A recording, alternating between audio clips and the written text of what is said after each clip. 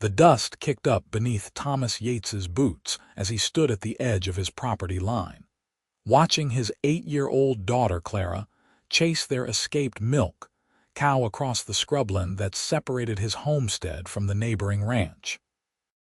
He had been a widower for 3 years now, and every day felt like carrying water in a broken bucket, everything he tried to hold onto somehow slipping through the cracks. The year was 1878, and Pinon, New Mexico was still finding its feet as a settlement, just remote enough that neighbors meant something out here in the high desert country, where the pinon pines dotted the landscape like scattered thoughts. Clara's dark braids flew behind her as she ran, her laughter carrying on the dry wind despite the frustration of the task. Thomas started after her, his own longer strides eating up the ground, but the cow had other ideas and veered sharply toward the fence line that marked where his land ended and Katherine Donovan's began.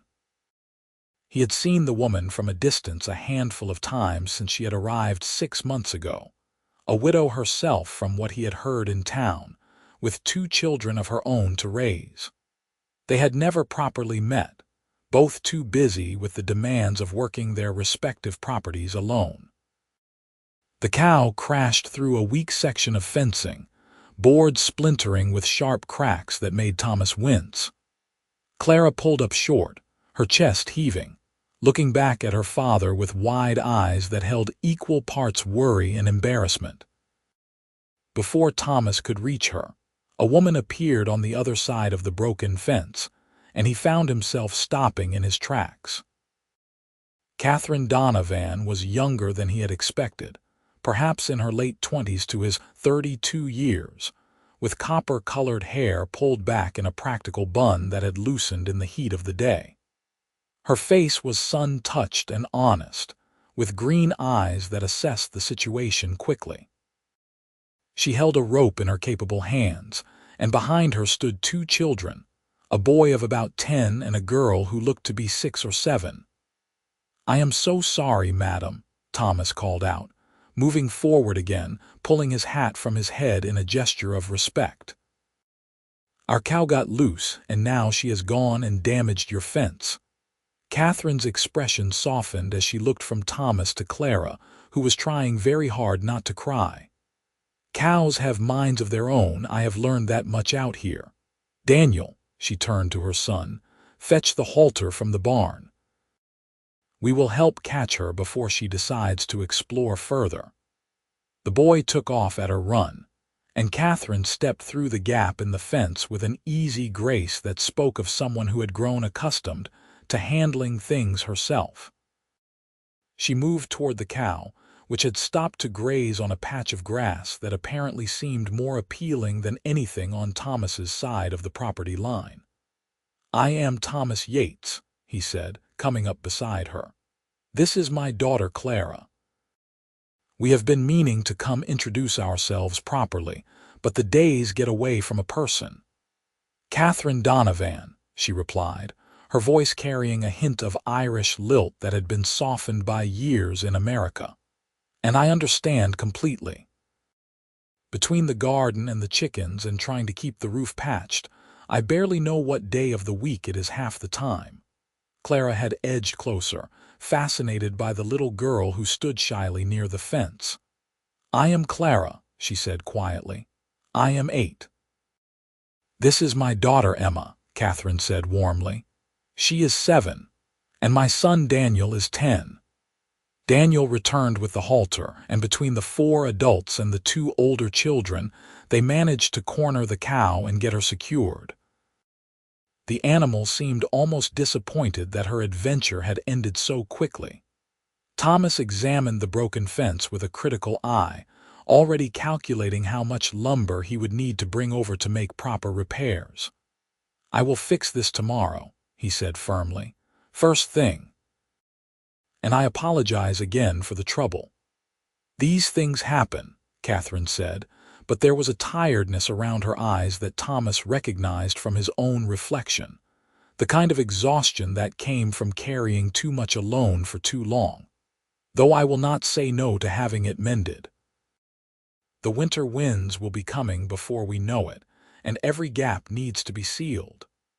They stood there for a moment in the late afternoon sun, an awkward silence settling between them that was broken by Emma tugging on her mother's sleeve. "Mama, can Clara come see the kittens?" Our barn cat had babies. Katherine looked to Thomas with a question in her eyes, and he found himself nodding before he had fully thought it through. "If it is not an imposition, Clara would love that. She has been after me for a cat, but I keep telling her we need a good mouser in the barn first." "Well then, perhaps this is Providence," Katherine said, and there was something in her smile that made Thomas's chest feel oddly tight. "Come along then, girls, but just for a little while. Supper will not cook itself." As the girls ran off toward Katherine's barn with Emma chattering excitedly, Daniel following at a more measured pace, Thomas fell into step beside Katherine as they walked back toward her homestead.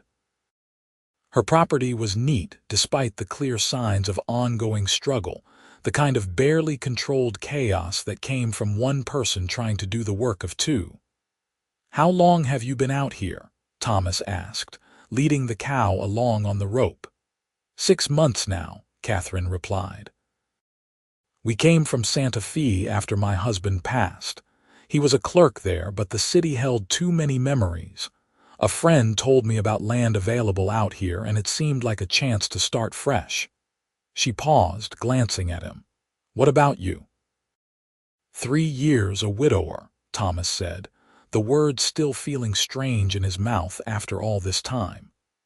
"My wife Sarah died bringing our second child into the world. The baby did not survive either. Clara and we have been managing the best we can." "I am sorry," Katherine said softly, and he could hear that she meant it. "My Patrick has been gone nearly 2 years now. Fever took him sudden-like. Some days I still expect to turn around and see him there." They reached Katherine's barn, and Thomas secured his cow to a post before following her inside. The space was dimmer and cooler, smelling of hay and animals and the particular dusty sweetness of a working barn. In a corner stall, the girls were already kneeling in the straw, and Emma was carefully lifting tiny kittens for Clara to see. The mother cat, a tabby with intelligent eyes, watched but seemed unbothered by the gentle attention. "They are beautiful," Clara breathed, her face transformed with wonder as she stroked one tiny head with a careful finger. Thomas felt Katherine's presence beside him, both of them watching their children with that particular mix of love and worry that seemed to define parenthood. In the golden light filtering through the barn slats, he noticed details he had missed before. The way her sleeves were rolled up to reveal strong forearms, the dirt under her fingernails that matched his own, the determined set to her jaw that he understood on a bone-deep level. "You are doing good work here," he said, gesturing to the well-maintained barn, the healthy animals visible in their stalls. "This is not easy land to work alone." "No," she agreed, "but it is ours, and that counts for something. Though I will not pretend there are not days I wonder if I made the right choice, dragging my children out to the middle of nowhere." "They seem happy," Thomas observed, watching as Daniel joined his sisters, showing Clara how to let the kittens climb on her lap without startling them. "They are resilient," Katherine said, "more than I am sometimes." She turned to face him more fully. "Would you and Clara stay for supper? It is just stew and cornbread, nothing fancy, but I would welcome the company. And honestly," she added with a rueful smile, "it would be nice to talk to another adult who understands what this life is like." Thomas knew he should probably decline, should gather Clara and the cow, and head back to his own place where a dozen chores waited. But something in Katherine's eyes, a loneliness that matched his own, made him nod instead. "We would be honored, and tomorrow I will come back with lumber and tools to fix your fence properly." Supper that evening was a simple affair but felt like something more. Catherine's home was smaller than Thomas's, just 2 rooms really, but she had made it warm despite the rough-hewn walls and the scarcity of possessions. The children sat together at one end of the table, already chattering like old friends, while Thomas and Katherine took the other end.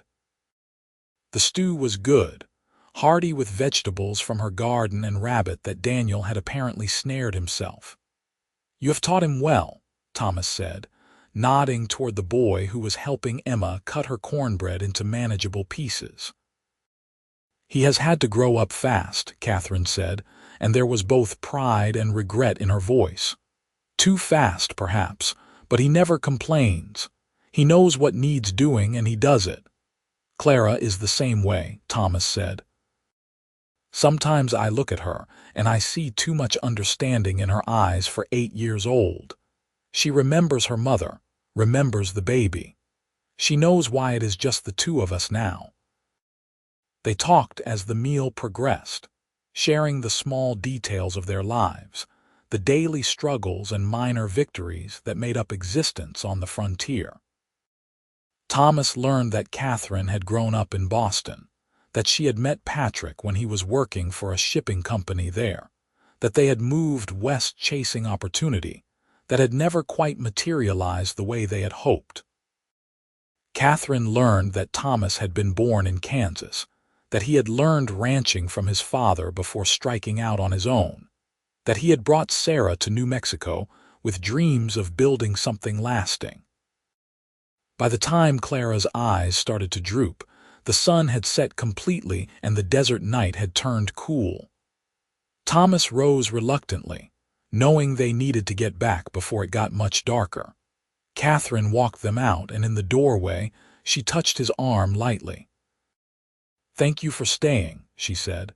"It has been a long time since this house felt less empty." "Thank you for having us," Thomas replied, and meant it more than he could easily express. "I will be back tomorrow to fix that fence." He was true to his word. The next morning, after completing his essential chores and leaving Clara with strict instructions to stay within sight of the house, Thomas loaded lumber and tools into his wagon and drove over to Katherine's property. He found her already outside, working in her garden with Emma helping to pull weeds. She straightened when she saw him approach, pushing a strand of hair back from her face. "You did not have to come so early," she said, but she was smiling. "Fence mending waits for no one," Thomas replied, climbing down from the wagon. "Where is your boy?" "Daniel is checking the irrigation ditches. We have been having trouble with one of them, water not flowing like it should." Thomas nodded, understanding the problem immediately. "I could take a look after I finish the fence if you like.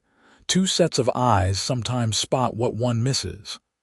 "I would appreciate that," Katherine said, and he could see the relief in her expression. "I hate to impose, but honestly, I would be grateful for the help." He worked through the morning, replacing the broken boards and reinforcing the fence line in several other places where time and weather had weakened it. Katherine brought him water at midday, standing in the shade of a piñon pine while he drank deeply. "You do good work," she observed, examining the fence repairs. "My father always said if something is worth doing, it is worth doing right the first time," Thomas said. "Saves you having to do it again." They walked together to find Daniel, who had indeed located the problem with the irrigation ditch. A collection of debris and a partial collapse that was redirecting water away from where it needed to go. Thomas and Daniel worked together to clear it out and shore up the sides, Katherine and the girls bringing stones to help reinforce the banks. It was hard, hot work, but there was something satisfying about it too, about fixing something that was broken and seeing the immediate results as water began to flow properly again. By the time they finished, it was well past noon, and Katherine insisted Thomas stay for the midday meal. They ate cold chicken and fresh bread in the shade of her small porch, The children sprawled on the ground nearby, tired but pleased with their morning's work. "I cannot thank you enough," Katherine said as Thomas prepared to leave. "The fence and the irrigation, those were things I was worrying over." "Happy to help," Thomas said. "And if you ever need a hand with something, you just send Daniel over. We are neighbors. That means something out here." Over the following weeks, a pattern established itself. Thomas found reasons to stop by Katherine's homestead, sometimes bringing Clara along, sometimes coming alone to help with a task that required more strength or a different skill set. Katherine, in turn, began sending over fresh bread or vegetables from her garden, always with Daniel, who Thomas began teaching to handle horses properly. The children became inseparable, Clara and Emma like sisters, Daniel a protective older brother to both girls. Thomas found himself thinking about Katherine at odd moments. The way her face lit up when she laughed, the capable way she moved through her work, the gentle patience she showed her children. He had not thought about a woman this way since Sarah, and it stirred up complicated feelings he was not sure how to navigate. It was Clara who forced the issue, as children often do. One evening, as Thomas was tucking her into bed, she looked up at him with those serious eyes and asked, "Papa, do you like Mrs. Donovan?" Thomas felt his face grow warm. "Of course I like her, sweetheart. She is our neighbor and our friend." "No," Clara said with the blunt honesty of childhood. "I mean, do you like her the way you liked Mama?" He sat down on the edge of her bed, taking a moment to gather his thoughts. "That is a complicated question, Clara.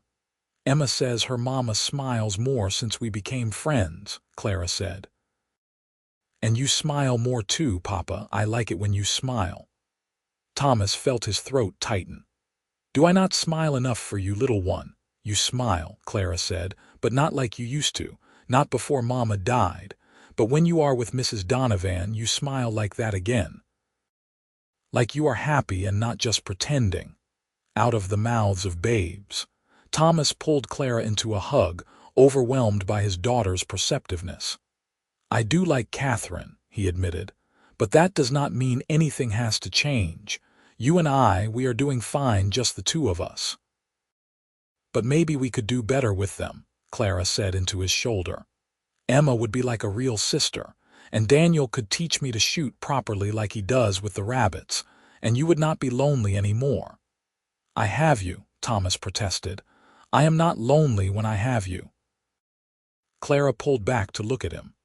"But Papa, sometimes when you think I'm not looking, you get sad, really sad.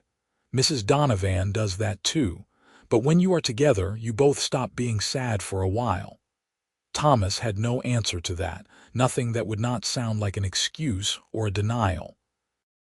Instead, he kissed Clara's forehead and told her to sleep, that everything would work out the way it was meant to.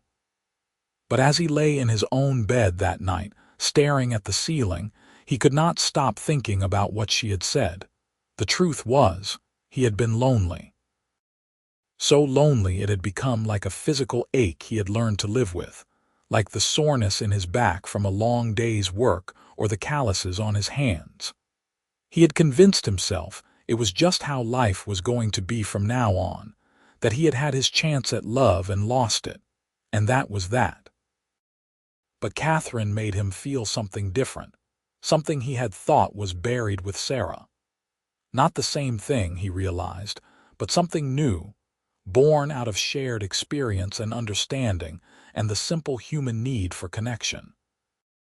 2 days later, a summer storm rolled through, the kind that brought violent lightning and driving rain that turned the dry ground into temporary rivers. Thomas spent the worst of it securing his animals and making sure nothing would blow away, Clara helping him despite getting soaked through.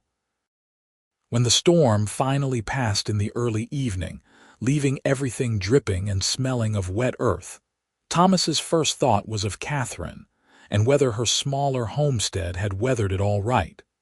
"Clara," he called, "get changed into dry clothes. We are going to check on the Donovans." They rode over as the sun broke through the thinning clouds, painting everything in golden light. What they found made Thomas's heart sink.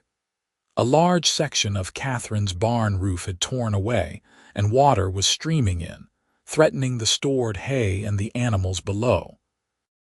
Katherine and Daniel were already up on the roof despite the remaining drizzle, trying to stretch a canvas tarp over the gap, but it was clear they were fighting a losing battle. "Hold on," Thomas shouted, already swinging down from his horse. "Clara, go help Emma move the animals to the dry side of the barn. Katherine, wait, let me get up there."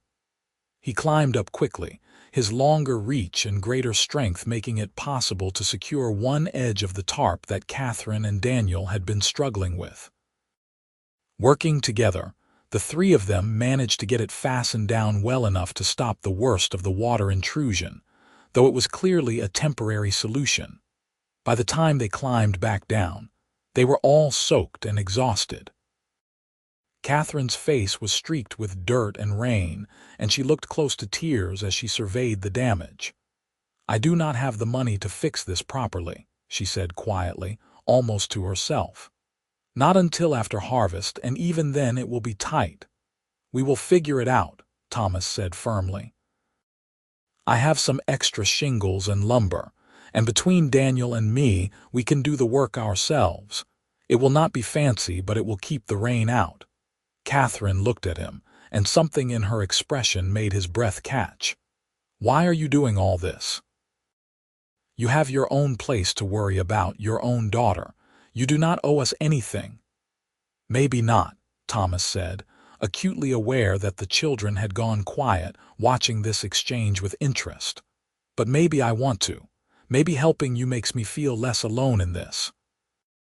Maybe knowing you are just over that property line makes the hard days a little easier. Did you ever think of that?" The words hung in the air between them, more confession than he had intended to make with an audience. Catherine's eyes widened, and color rose in her cheeks that had nothing to do with exertion or cold. "Thomas," she said softly, his given name sounding different in her voice. "Papa likes you," Clara announced helpfully into the charged silence. "He told me so." "Clara," Thomas said, mortified, but Katherine had started to laugh, a sound that bubbled up despite the disaster of her barn roof and the wet and the worry. "Well then," she said when she could speak again, her eyes bright. "That is good to know, because I like him too." Emma clapped her hands together delightedly, and Daniel rolled his eyes with all the world weariness of a 10-year-old watching adults be ridiculous.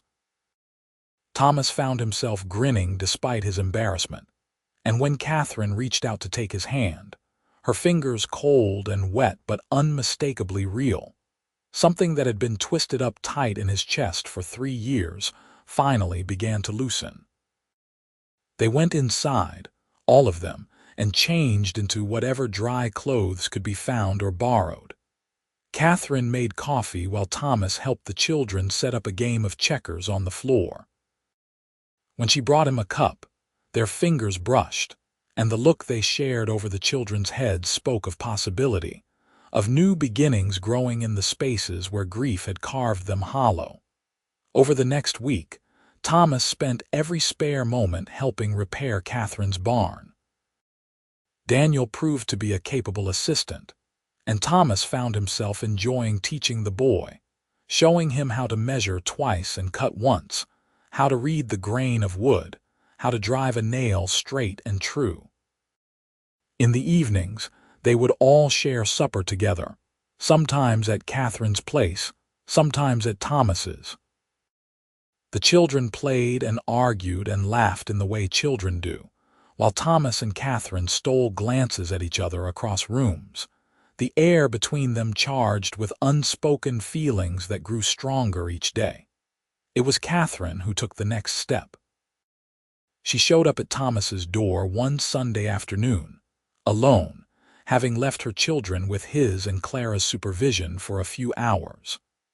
Thomas had been working on fixing a wagon wheel and looked up in surprise to find her walking toward him across the yard. "I needed to talk to you," she said without preamble, without the children listening to every word. Thomas set down his tools, wiping his hands on his pants. "All right, want to walk?" They headed out toward the edge of his property, where the land rose slightly, and you could see out across the high desert to the mountains in the distance.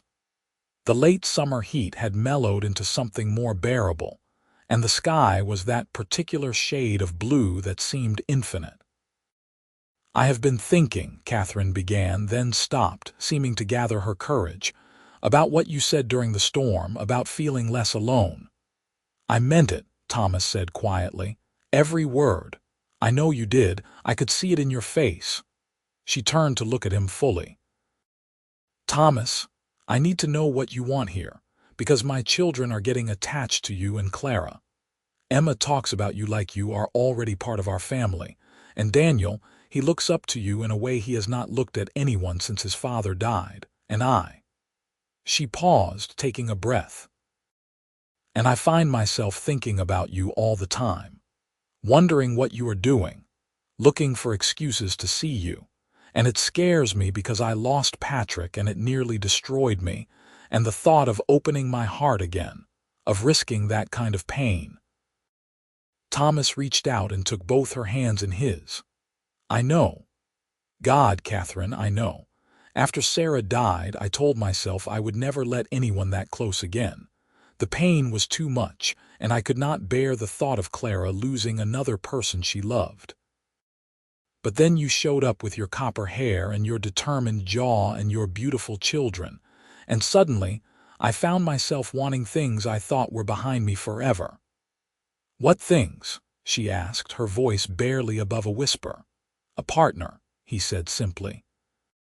"Someone to share the load with, the good and the bad. Someone to talk to at the end of the day. Someone to laugh with. Someone to love if I am being completely honest. I am falling in love with you, Katherine. Maybe I have been since that first day when you helped me catch that damn cow." Katherine made a sound that was half laugh, half sob, and then she was in his arms, her face pressed against his chest, his chin resting on top of her head. They stood like that for a long moment, just holding each other, two broken people trying to figure out how to be whole again. "I am terrified," she admitted into his shirt. "So am I," he said. "But maybe we could be terrified together. Maybe that would make it easier."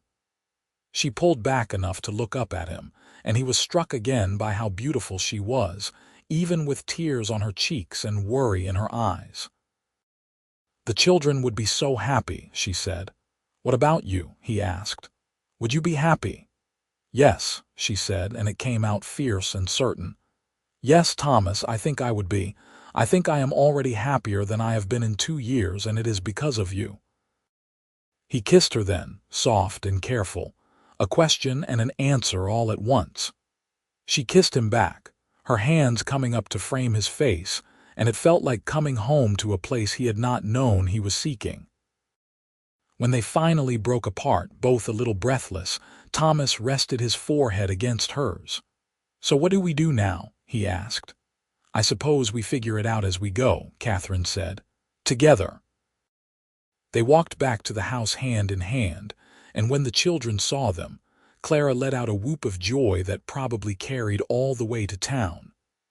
Emma rushed to hug her mother, and then Thomas, and Daniel tried to look nonchalant but could not quite hide his smile. They all piled into Thomas's kitchen, and he pulled out the good jam that he had been saving, and they ate bread and jam and talked about what this all meant, how their lives would change, how they would make it work. "We should get married," Thomas said, the words tumbling out before he had fully thought them through. "I mean, if we are doing this, we should do it properly, make it official." Katherine looked at him with raised eyebrows. "Thomas Yates, is that a proposal?" "A poor one, I know," he said, suddenly nervous. "I do not have a ring or flowers or any of the things I should have, but yes, I suppose it is." "Katherine Donovan, would you marry me?" The children had gone silent, watching with wide eyes. Katherine looked around at all of them, her gaze lingering on each young face before coming back to Thomas. "Yes," she said simply. "Yes, I will marry you." The celebration that followed was chaotic and joyful, the children dancing around the kitchen while Thomas pulled Katherine close and kissed her again, properly this time, with nothing held back. When they finally broke apart, Clara was tugging on his sleeve.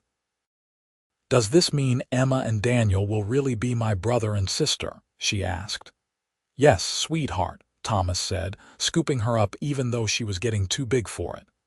"That is exactly what it means. We will be a real family." They decided to marry quickly, seeing no point in a long engagement when they were both certain of what they wanted. The ceremony took place in the small church in Pinyon 3 weeks later, with most of the town in attendance.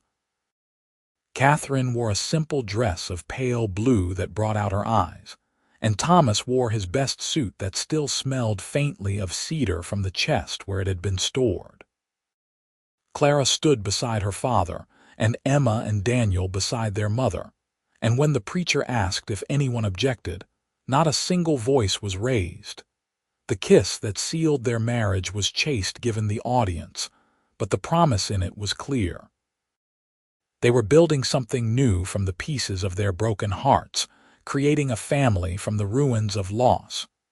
The reception was held at Thomas's house since it was larger, and neighbors brought food and well wishes. There was music and dancing, and at one point Thomas looked around at the scene, at Katherine laughing with some of the town women, at the 3 children playing together without a care, and felt a peace settle over him that he had not known in years. That night, after the guests had left and the children were bedded down in Clara's room with much giggling and very little sleeping, Thomas and Katherine finally had a moment alone. They stood on the porch of what was now their shared home, looking out at the stars that seemed to stretch on forever. "Are you happy?" Thomas asked, his arm around her waist. "More than I ever thought I would be again," Katherine said, leaning into him. "Though I will admit, combining 2 households is going to be quite the undertaking." "We will figure it out," Thomas said. "We have been figuring things out this whole time. No reason to stop now." They moved Katherine and the children over the next week, combining possessions and making room. It was decided that Katherine's homestead would be used primarily for the larger garden she had established and for the chicken coops, while Thomas's larger house and barn would serve as the main residence.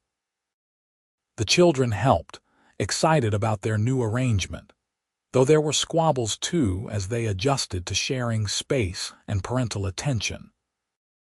Thomas and Katherine navigated it all with patience born of experience, setting boundaries and expectations while also allowing room for the family to find its new rhythm.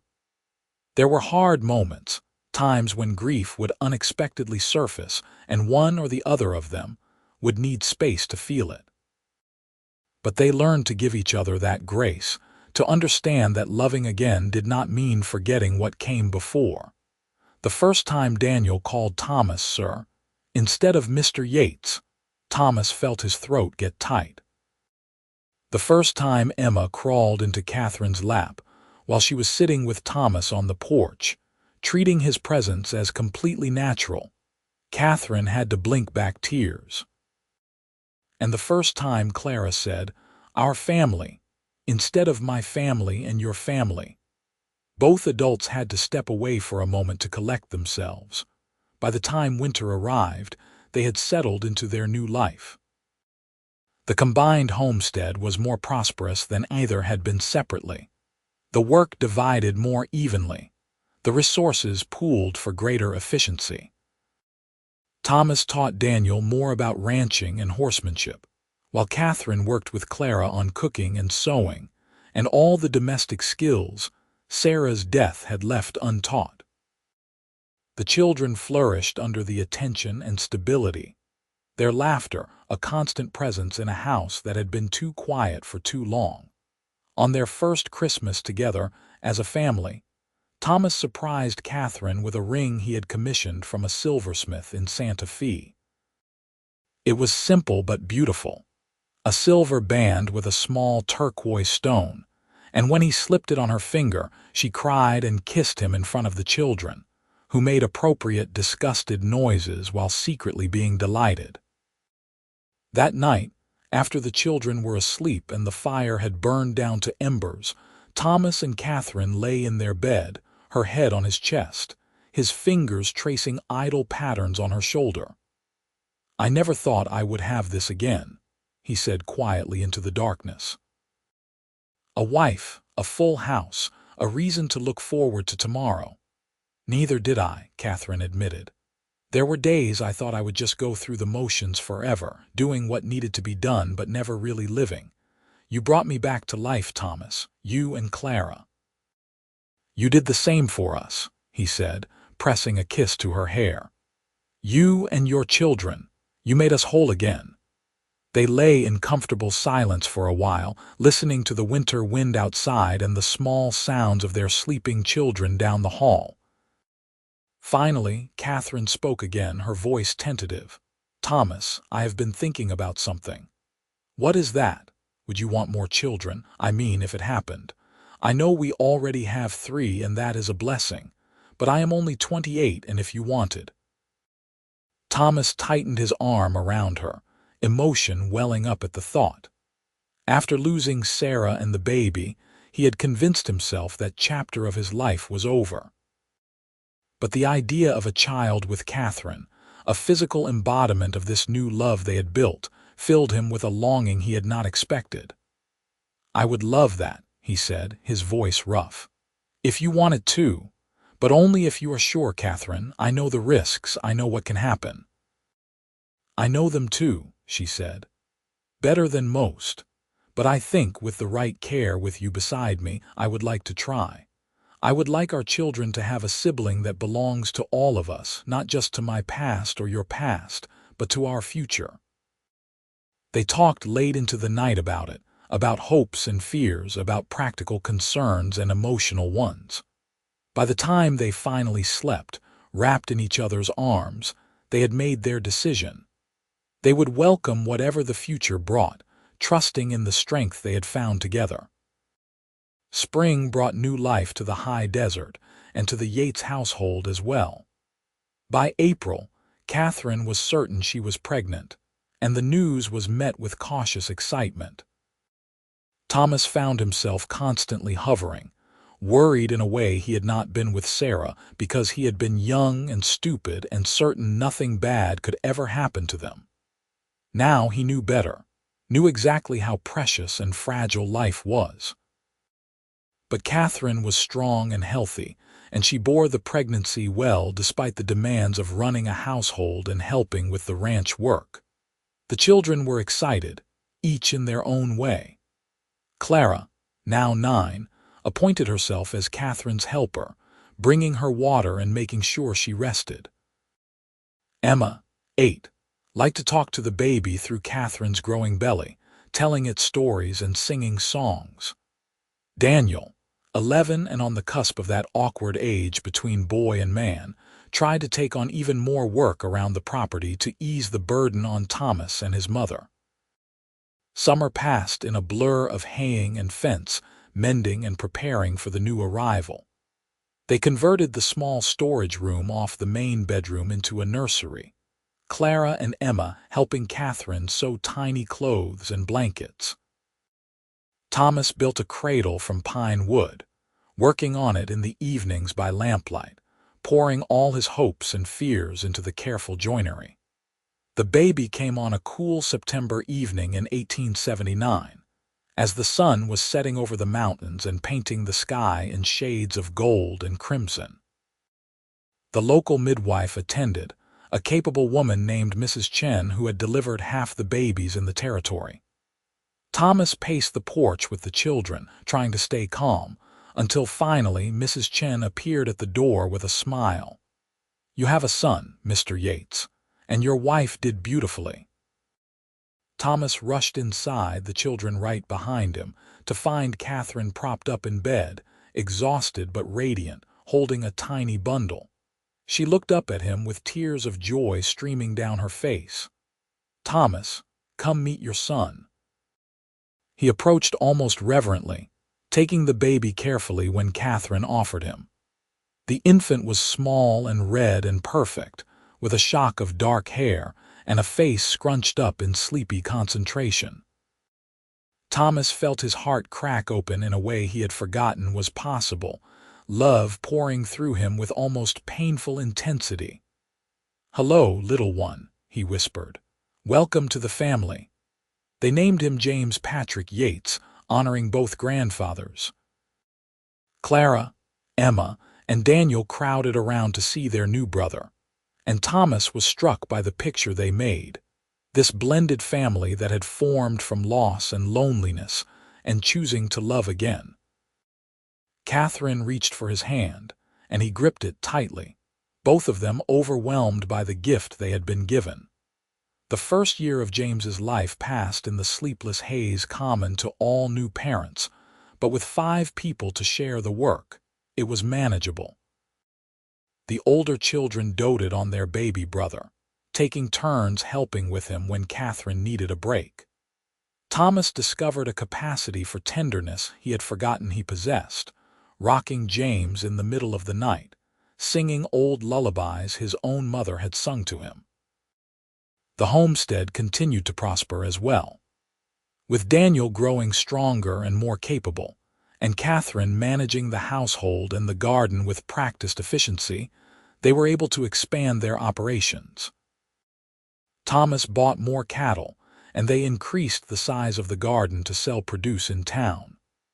The income was modest but steady, enough to feel secure in a way neither Thomas nor Katherine had felt since being widowed. When James was 18 months old, toddling around and getting into everything with the determined curiosity of that age, Katherine discovered she was pregnant again. This time the news was met with pure joy, no fear tempering it. The second pregnancy was harder on Katherine, perhaps because she was chasing after a toddler while managing everything else, but she bore it with good humor and grace. Their daughter was born in the spring of 1881, during a thunderstorm that seemed to shake the very foundations of the house. She came into the world screaming her displeasure at the interruption of her comfortable existence, and did not stop for what felt like hours. They named her Sarah Rose, after Thomas's first wife and Katherine's grandmother, and she had Katherine's copper hair and Thomas's stubborn chin. With 5 children now, the house was chaotic and loud and full of life in a way that sometimes overwhelmed Thomas when he stopped to think about it.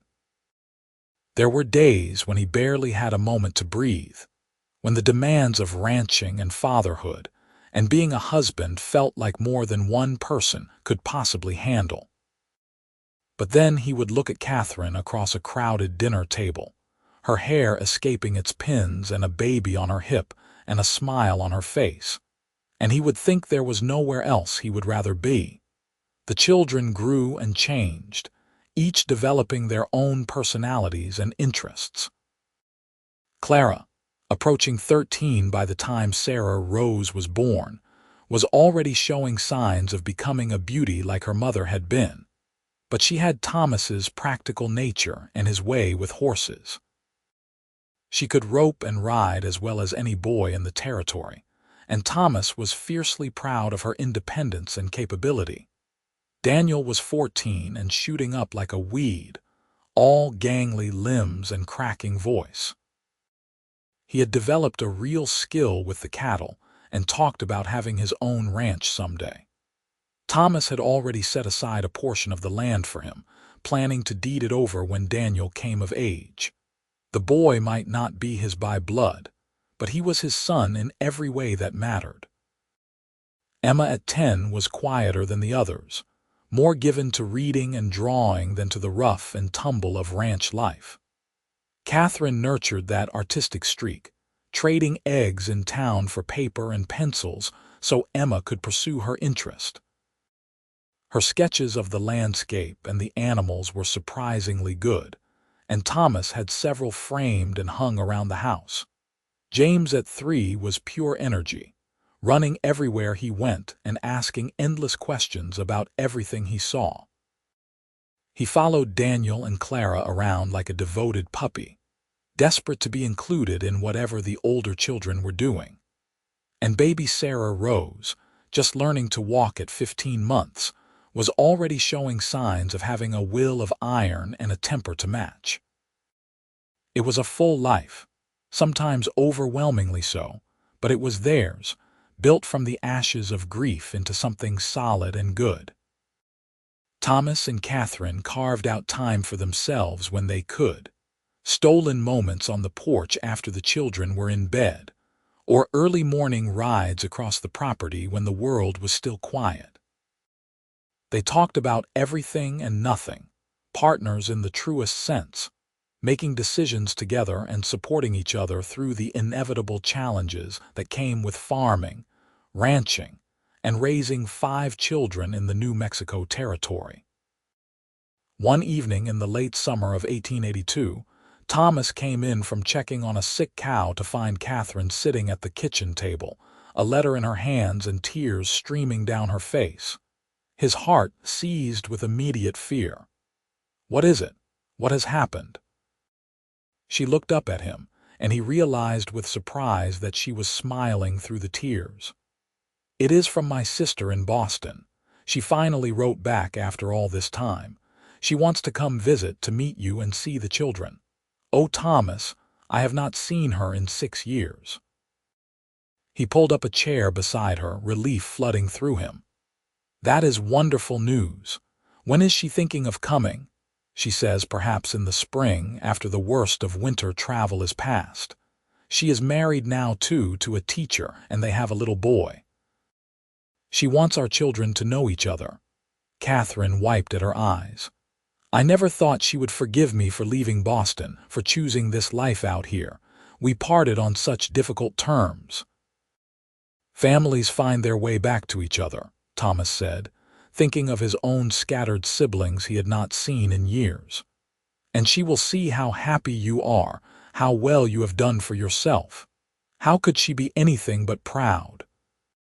The visit from Katherine's sister Margaret became something to look forward to through the long winter months. They prepared the small bedroom that had been serving as storage, fixing it up to accommodate guests. The children were excited about meeting their aunt and cousin, and Katherine threw herself into preparations with an enthusiasm that made Thomas smile. Margaret and her husband arrived in April of 1883, traveling by train to Santa Fe and then by stage to Piñon. When the coach pulled up in front of the house, Katherine rushed out with an eagerness Thomas had never seen in her before, and the 2 sisters embraced with tears and laughter and exclamations about how much the other had changed. Margaret was younger than Katherine by 3 years, darker-haired but with the same green eyes and quick smile. Her husband Robert was a quiet, scholarly man who seemed a bit overwhelmed by the wide open spaces and the rough-hewn frontier life, but he was kind and clearly adored his wife. Their son Timothy was 5, a solemn child who warmed up slowly but was soon playing with James and being mothered by Clara and Emma. The visit lasted 2 weeks, and it was good for Katherine in ways Thomas had not anticipated. Having her sister there, sharing stories of their childhood in Boston and catching up on family news, seemed to fill in cracks in Katherine's heart that Thomas had not even known were there. Margaret was impressed by the homestead, by the capable children, by the obvious love between Katherine and Thomas. "You have done well for yourself, Kate," she said one evening as they all sat on the porch watching the sunset. "I admit, when you wrote saying you were marrying a rancher and moving to the middle of nowhere, I thought you had lost your mind. But I see now you found exactly what you needed." "I did," Katherine said, reaching for Thomas's hand. I found a second chance and a love I never thought I would have again. I am happy here, Maggie, truly happy." When Margaret and her family left, there were more tears, but also promises to write more regularly and to visit again. As the stage pulled away, Katherine leaned into Thomas and he wrapped his arm around her, both of them waving until the coach was out of sight. "Thank you," Katherine said quietly. "For what?" "For giving me this life. For making it possible for my sister to see me not as a widow struggling to survive, but as a woman who is thriving. For being the kind of man who made her say I had done well for myself." Thomas kissed her temple. "You gave me the same thing. You gave me back my life when I thought it was over. Everything good I have now is because you showed up with a runaway cow and a broken fence." She laughed, that sound he loved, and turned to kiss him properly. They stood there until the children started clamoring for attention, and then they went back inside to the wonderful chaos of their family. The years continued to roll forward, marked by the changing seasons and the growth of their children. Clara turned 16 in 1884, and suddenly young men started appearing at the ranch, ostensibly to talk to Thomas about buying horses or cattle, but really to catch glimpses of his beautiful daughter. Thomas found this development profoundly unsettling, though Katherine assured him it was natural and that Clara had a good head on her shoulders. Daniel at 17 was already doing the work of a man, and Thomas increasingly relied on him to manage significant portions of the ranch operations. They had expanded over the years, now running nearly 200 head of cattle and boarding horses for some of the wealthier families in Santa Fe. It was more success than Thomas had ever imagined when he first staked his claim to this piece of New Mexico territory. Emma at 13 was still the quiet one, but her artistic talents had developed to the point where she was selling sketches and paintings in town. A gallery owner passing through had been impressed enough to take several pieces to Santa Fe, and to everyone's surprise, they had sold. Emma began talking about maybe going to art school back east someday, and though the idea of her leaving terrified Katherine, they both knew they would support her dreams however they could.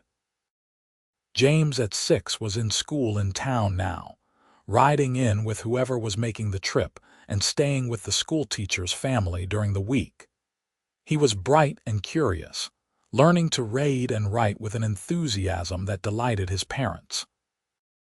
And Sarah Rose at 4 was the undisputed ruler of the household, managing to wrap everyone around her tiny finger with her charm and her copper curls.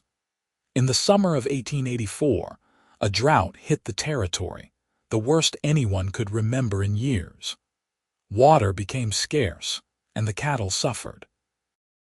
Thomas and Daniel spent long days riding the property, making sure the remaining water holes had not dried up completely, supplementing with hauled water when necessary. It was expensive and exhausting, and there were nights Thomas lay awake worrying about whether they would make it through. But Katherine was there, steady as always, managing the household budget with fierce efficiency, making sure nothing was wasted. The garden suffered despite her best efforts, but she preserved what she could and made plans to buy supplies in town to see them through the winter. The children helped without complaint, even the younger ones understanding that this was a crisis that required everyone to do their part. By the time the autumn rains finally came, they had lost some cattle but not as many as some of their neighbors. The ranch would survive, though it would be a leaner year than most. Thomas stood in the rain the first time it fell, face turned up to the sky, feeling Katherine's hand slip into his. "We made it," she said. "We did," he agreed. "Together." That winter, as they sat around the fire in the evenings, Thomas found himself reflecting on how much his life had changed since that day Clara's cow had broken through the fence. He had gone from a lonely widower going through the motions to a man with a full house, a thriving ranch, and a love that had healed wounds he thought would never close. Katherine had gone from a struggling widow trying to raise 2 children alone to a woman with a partner, a family, and a place she belonged. The children were growing up healthy and happy, each finding their own path.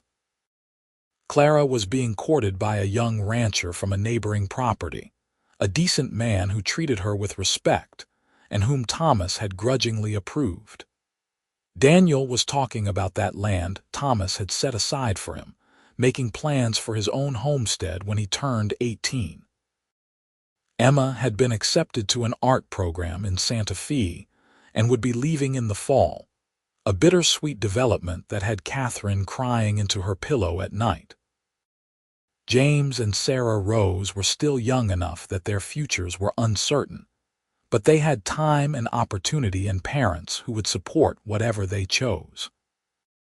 One evening in early 1885, after the children were all in bed and the house was finally quiet, Katherine came and sat beside Thomas on the porch despite the cold. She had a blanket wrapped around her shoulders, and she nestled into his side, his arm coming around her automatically. "Do you remember that first day?" she asked. "When your cow broke through my fence?" "Every detail," Thomas said. "I thought you were going to be furious, but instead you helped us catch her." "I was charmed," Katherine admitted. "By Clara, certainly, but also by you." This handsome widower with his daughter, both of them looking so lost. I recognized that feeling. "I am glad we were lost," Thomas said, "because it meant we found each other." They sat in comfortable silence for a while, watching the stars wheel overhead in the clear desert night. Finally, Katherine spoke again. "I am happy, Thomas. I want you to know that. Whatever else happens in our lives, whatever challenges come, I want you to know that these years with you have been the happiest of my life. Both lives, really. What I had with Patrick was good, but this, what we have built together, it is something more, something deeper." "I know what you mean," Thomas said, his voice rough with emotion. "I loved Sarah, and I will always carry her memory with me. But you, Katherine, you are my partner in a way I never imagined possible. You are my best friend and my love and the center of everything good in my life. I do not know what I did to deserve a second chance like this, but I thank God for it every single day." She tilted her face up to kiss him, and in that moment, everything was perfect.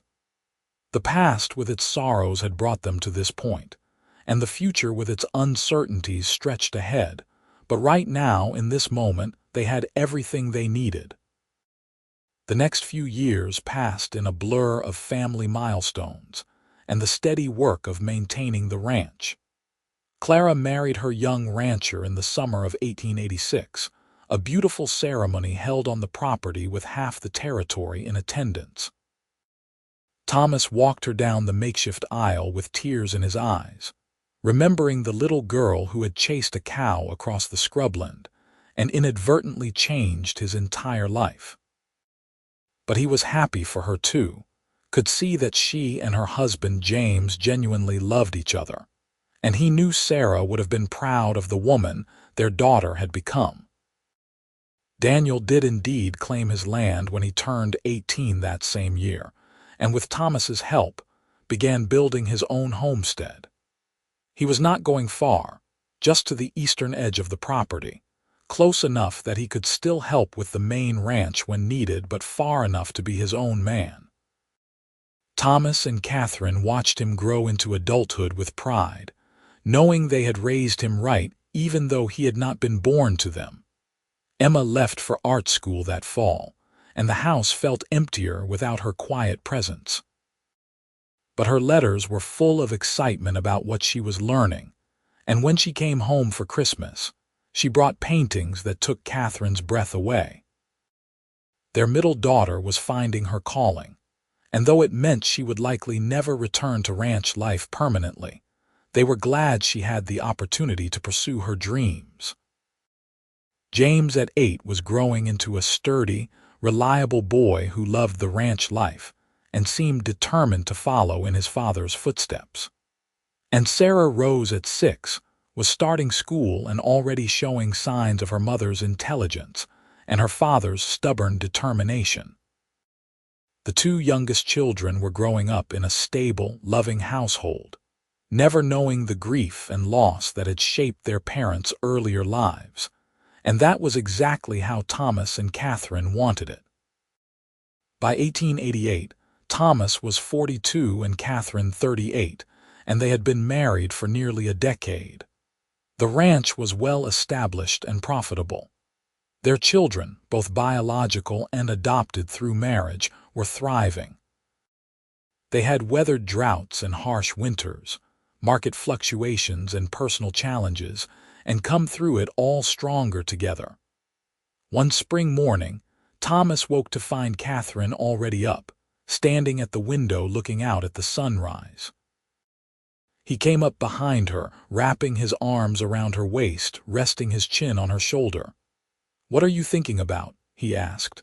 "Everything," she said, leaning back into him. "How far we have come, how blessed we are. How none of this would have happened if your cow had not broken through my fence that day." Thomas laughed softly. "Remind me to thank that cow." "She has been dead for 5 years, Katherine pointed out. "Well, thank her in spirit then." They stood there watching the sun paint the sky in shades of pink and gold. The land they had worked so hard to cultivate spread out before them. In the distance, they could see Daniel riding out to check on his own small herd. Somewhere in town, Emma was likely already awake and painting in the early morning light. Clara was probably making breakfast for her husband on their own ranch. And upstairs, James and Sarah Rose were still sleeping, secure in the knowledge that they were loved and safe. "I would not change a single thing," Katherine said suddenly. "Not the hard times, not the losses, not the struggles, because they brought me here to this moment with you." "I feel the same," Thomas said. "Every joy, every sorrow, it was all worth it to have this life with you." They went downstairs together to start the day, as they had done thousands of times before and would do thousands of times more. Thomas made coffee while Katherine started breakfast. When the children thundered down the stairs, demanding to be fed and sorted and sent on their way, Katherine and Thomas exchanged a look over their heads, a look of perfect understanding and complete contentment. This was their life, built from the ruins of grief and loss, constructed with love and patience and determination. Two widowers who had found each other on neighboring homesteads, brought together by a runaway cow and a little girl's laughter. They had created a family from broken pieces, had learned to love again when they thought that part of their lives was over. And as Thomas watched Katherine move around the kitchen, her copper hair catching the morning light, James chattering about his plans for the day and Sarah Rose demanding more jam on her bread, he knew with absolute certainty that he was exactly where he was meant to be. The story could have ended there, with everything neatly tied up and everyone settled into their lives. But life, as Thomas and Katherine had learned, did not work that way. There were always new chapters, new challenges, new joys to be discovered. In the fall of 1889, Emma returned home from art school with an announcement that sent Katherine into a flurry of excitement and Thomas into protective father mode. She had met someone, a fellow artist named Alexander Mitchell, and they wanted to get married. Alexander came from a good family in Boston, had his own modest income from illustration work, and most importantly, clearly adored Emma. Still, Thomas made him sweat through a formal interview before giving his blessing, much to Katherine's amusement. The wedding was held the following spring, a smaller affair than Clara's but no less joyful. Emma and Alexander planned to split their time between Santa Fe, where Alexander had connections with several publications, and Boston, where his family was located. It meant Katherine would not see her daughter as often as she liked, but she was learning to let go, to trust that the children they had raised would make good decisions and find their own happiness. Daniel also announced his own engagement that same year, to a young woman named Sarah who had recently moved to the area with her family. The coincidence of names was not lost on anyone, and Thomas joked that apparently all the women in their family were destined to be named Sarah. The wedding was planned for the following summer, and Daniel began expanding his homestead in preparation for bringing home a wife. With the older children marrying and moving on with their lives, the dynamics of the household shifted again. James, now 11, took on more responsibilities around the ranch, eager to prove himself capable. Sarah Rose, at 9, was beginning to show an interest in the business side of ranching, surprising everyone by asking detailed questions about pricing and markets that made Thomas laugh with delight. "She has your head for numbers," he told Katherine one evening as they reviewed the ranch accounts together. "And your stubbornness," Katherine retorted. "Heaven help us all when she is older and decides she wants something." They were sitting in the small office Thomas had set up in what used to be the storage room, the cradle he had built for James long since passed on to Clara for her own babies. Yes, babies plural now. Clara had given them 2 grandsons already, and another child was on the way. The thought of being grandparents still felt strange to Thomas, but also wonderful, proof of continuity and legacy. Life settled into a new rhythm, one dictated by the changing seasons and the needs of a working ranch, but also by the joyful chaos of a growing extended family. Sunday dinners became a tradition, with Clara and her family riding over, and sometimes Daniel and his wife joining them too. Emma sent long letters describing life in Santa Fe and Boston, her words painting vivid pictures that made Katherine both proud and wistful. In 1891, when Thomas was 45 and Katherine 41, they found themselves with an unexpected surprise. Katherine was pregnant again, much to the shock of both of them and the amusement of their older children.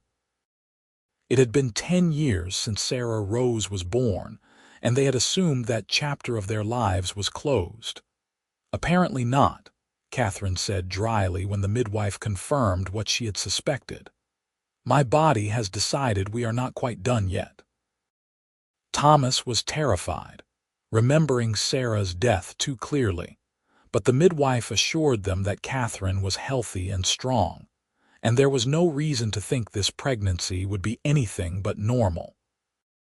Still, he hovered even more than he had with the previous pregnancies, until Katherine finally told him to stop fussing, or she would send him to sleep in the barn.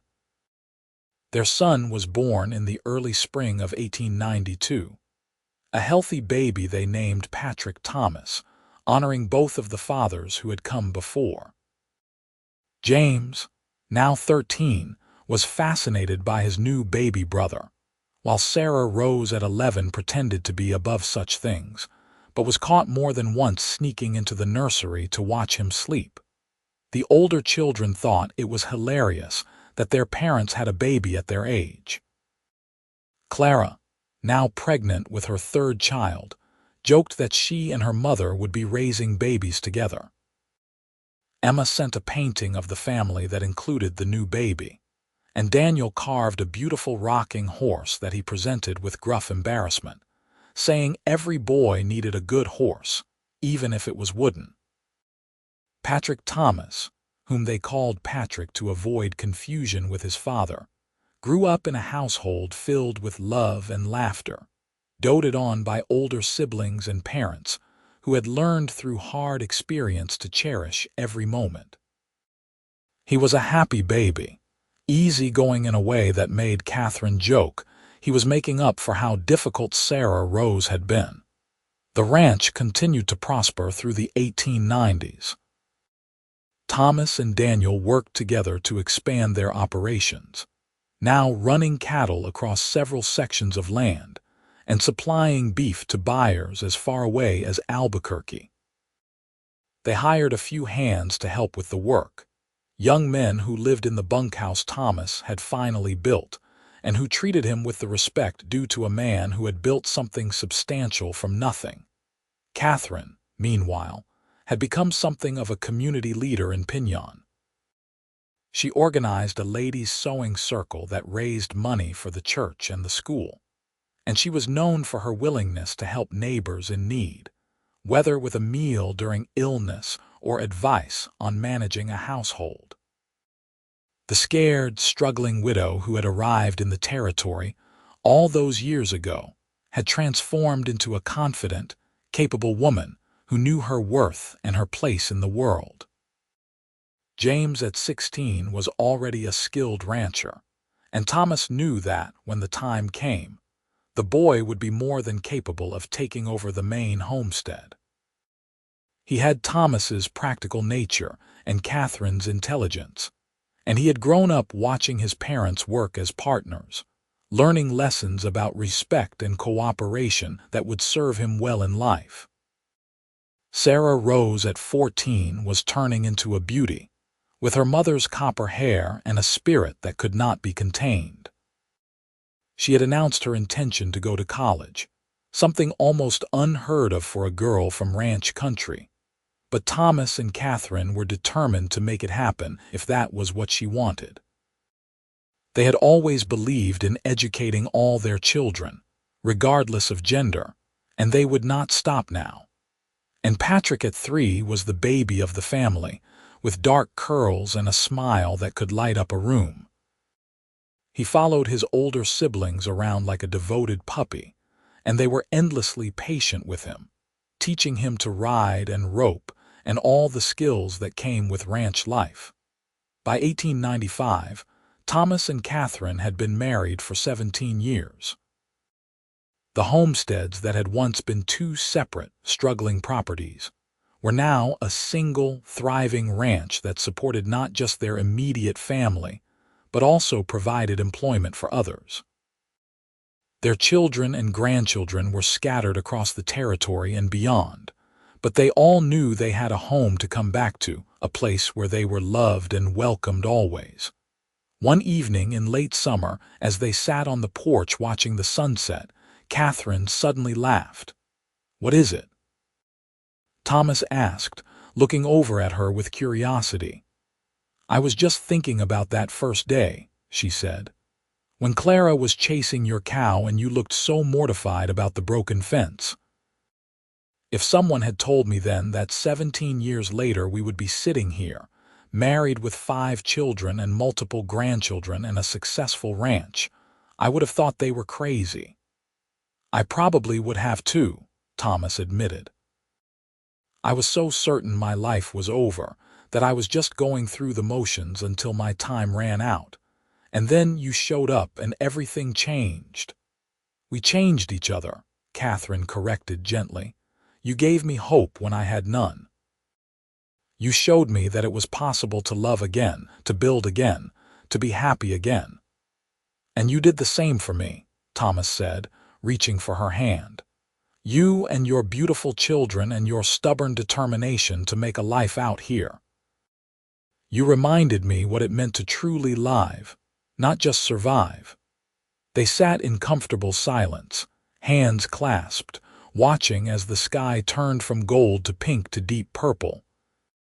In the distance, they could hear James calling the cattle in, and somewhere inside the house, Sarah Rose was practicing piano while Patrick sang along in his off-key 3-year-old voice. It was the sound of home, of family, of a life well lived. "You have any regrets?" Katherine asked suddenly. Thomas considered the question seriously. "About us? Not a single one. About the paths that brought us here, the losses we suffered. I would not wish that pain on anyone, but I also know it shaped us into the people we are now. It taught us to value what we have, to not take anything for granted." "So no, I do not have regrets, just gratitude." "That is how I feel too," Katherine said. grateful for every day, every moment, every challenge that brought us to this point. As the years continued to pass, that gratitude only deepened. They watched their children marry and have children of their own. They saw the ranch pass to the next generation as James took on more and more of the daily operations. They became great-grandparents, a development that made them both feel impossibly old and impossibly blessed at the same time. Sarah Rose did indeed go to college, studying business and mathematics in Denver, before coming home to apply her knowledge to expanding the ranch's operations even further.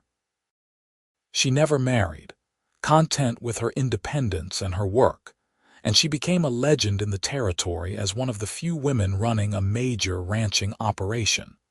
Patrick grew up surrounded by love and attention, the baby of the family even as he got older. He took to ranching like he was born to it, and by his teenage years, he was working alongside James and Sarah Rose, the three of them forming a partnership that would carry the ranch into the new century. In 1905, Thomas and Katherine celebrated their 27th anniversary.